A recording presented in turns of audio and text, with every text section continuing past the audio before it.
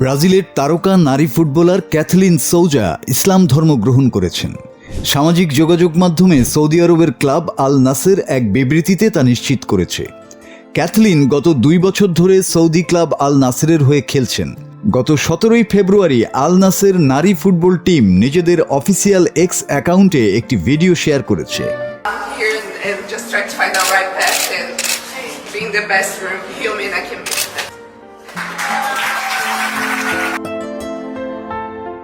ক্যাপশনে সৌদি ক্লাবটি লিখেছে, ক্যাথলিন সৌজার জীবনের বিশেষ মুহূর্তটি সকলের সঙ্গে শেয়ার করছি। তিনি ইসলাম কবুল করেছেন। সৃষ্টিকর্তা তার হৃদয় শান্তি ও স্নিগ্ধতায় পূর্ণ করুন, এই প্রার্থনা রইল। আল নাসের গত মঙ্গলবার যে ভিডিওতে সৌজার ইসলাম কবুলের কথা বলেছে, সেখানে তিনি কথা বলতে গিয়ে আবেগপ্রবণ হয়ে পড়েছেন।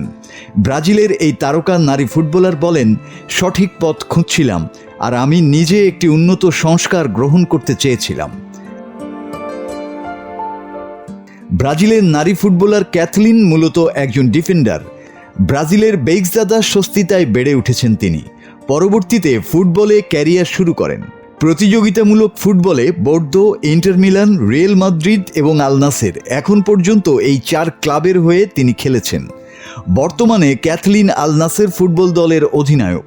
2018 সালে ব্রাজিলের হয়ে অভিষেক হয় ক্যাথলিনের। 2019 সালের নারী ফুটবল বিশ্বকাপেও খেলেছিলেন তিনি। মাসুদ হাসান, বাংলা টিভি।